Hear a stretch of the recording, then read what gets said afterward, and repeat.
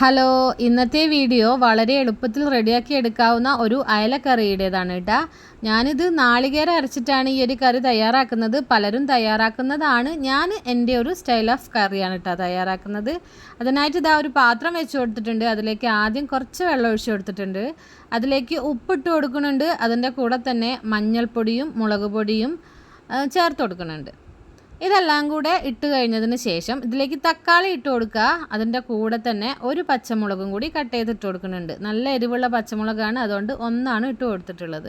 ഇനി അതൊന്ന് അടച്ച് വെച്ച് തക്കാളിയും പച്ചമുളകൊക്കെ നല്ല രീതിക്ക് ഒന്ന് വേവുന്നത് വരെ വെയിറ്റ് ചെയ്യണം. ഈ ഒരു സമയം കൊണ്ട് ഇതിലേക്ക് കുറച്ച് നാളികേരം, ഒരു 2 അല്ലി വെളുത്തുള്ളി, അതുപോലെ 2 ചെറിയ ഉള്ളി, പിന്നെ വലിയ ജീരകം 1 ടീസ്പൂൺ, കുറച്ച് മഞ്ഞൾപ്പൊടി, ഇതെല്ലാം കൂടി ഒരിത്തിരി വെള്ളം ഒഴിച്ചിട്ട് നല്ല രീതിക്ക് പേസ്റ്റായിട്ട് അരച്ചെടുക്കാം. അപ്പോൾ ഇതാ നമ്മൾ നാളികേരം അരച്ച് വന്നിട്ടുണ്ട്. ഇതാ കണ്ടില്ലേ, നല്ല രീതിക്ക് തന്നെ അരഞ്ഞ് കിട്ടിയിട്ടുണ്ട് കേട്ടോ. ഇനി ഇതിവിടെ മാറ്റി വയ്ക്കുക. ഈ ഒരു സമയം കൊണ്ട് നമ്മൾ നേരത്തെ വെച്ചിട്ടുണ്ടായിരുന്ന തക്കാളിയും പച്ചമുളകും ഒക്കെ ഉണ്ടല്ലോ, അതൊക്കെ ഒന്ന് വെന്തിട്ടുണ്ടോ എന്ന് നമുക്ക് നോക്കാട്ടോ. അപ്പോൾ അങ്ങനെ ഇതാ മൂടി തുറന്ന് നോക്കിയപ്പം ഏകദേശം ഇതിലെ വെള്ളമൊക്കെ നല്ല രീതിക്ക് വറ്റിപ്പോയിട്ടുണ്ട്. അതുപോലെ നമ്മുടെ തക്കാളിയും പച്ചമുളകൊക്കെ നല്ല രീതിയിൽ വെന്തും വന്നിട്ടുണ്ട്. ഈ ഒരു സമയത്ത് ഉപ്പൊക്കെ ഒന്ന് ടേസ്റ്റ് നോക്കണമായിരുന്നു കേട്ടോ. ഉപ്പൊക്കെ നോക്കിയപ്പം പാകമായിരുന്നു. ഇനി ഇതിലേക്ക് ഇതാ ഞാൻ കുറച്ച് മുൻപ് വെള്ളത്തിലിട്ട് വെച്ചിട്ടുണ്ടായിരുന്ന പുളിയാണ് കേട്ടോ. പുളി പിഴിഞ്ഞത് ഇതിലേക്ക് ഒഴിച്ചു കൊടുക്കുകയാണ്.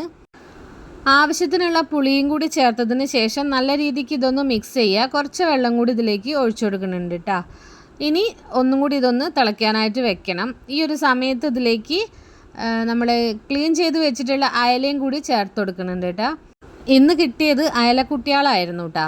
അപ്പം അത് ഇതാ ഞാൻ കഷ്ണം മുറിക്കുന്നില്ല കേട്ടോ, വരിഞ്ഞിട്ട് ഈ ഒരു കറിയിലേക്ക് ഇട്ട് കൊടുക്കുകയാണ്. ഒരു 6 അയലയാണ് എടുത്തിട്ടുള്ളത്.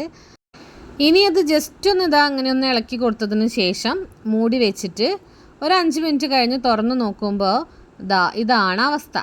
നല്ല രീതിക്ക് തന്നെ തിളച്ച് വന്നിട്ടുണ്ട്. അതുപോലെ തന്നെ അയില നന്നായിട്ട് വെന്തിട്ടുമുണ്ട്. ഇനി നമുക്ക് നേരത്തെ അരച്ച് വെച്ചിട്ടുള്ള അരപ്പുണ്ടല്ലോ, അത് ഇതിലേക്ക് ചേർത്ത് കൊടുക്കാം. അപ്പോൾ ഇത് അരപ്പ് ചേർത്തതിന് ശേഷം നമ്മൾ മിക്സിയുടെ ജാറ് കഴുകിയിട്ട് ആ വെള്ളം കൂടി ഇതിലേക്ക് ഒഴിച്ചു കൊടുക്കുന്നുണ്ട്. എനിക്ക് ഒരുപാട് ലൂസായിട്ടുള്ള കറികളോട് താല്പര്യമില്ല കേട്ടോ. ഒരു ഇത്തിരിയെങ്കിലും നല്ല തിക്കായിട്ടുള്ള കറിയാണ് ഇഷ്ടം. പിന്നെ ഒരുപാട് നാളികേരം അരച്ചിട്ടുണ്ടാക്കുന്ന ആ ഒരു കറിയും ഇഷ്ടമില്ല. കുറച്ച് നാളികേരം അരച്ചിട്ട് നല്ല തിക്കായിട്ടുള്ള കറി, അതാണ് എൻ്റെ ഒരു ഫേവറേറ്റ് കറി എന്ന് പറയുന്നത്. അപ്പോൾ അതാ നമ്മുടെ കറി ജസ്റ്റ് ഒന്ന് തിളച്ച് വരുന്നുണ്ട്. ഈ ഒരു സമയത്ത് നമ്മൾ കറിവേപ്പില ഇതിലേക്ക് ഇട്ട് കൊടുക്കുകയാണ്.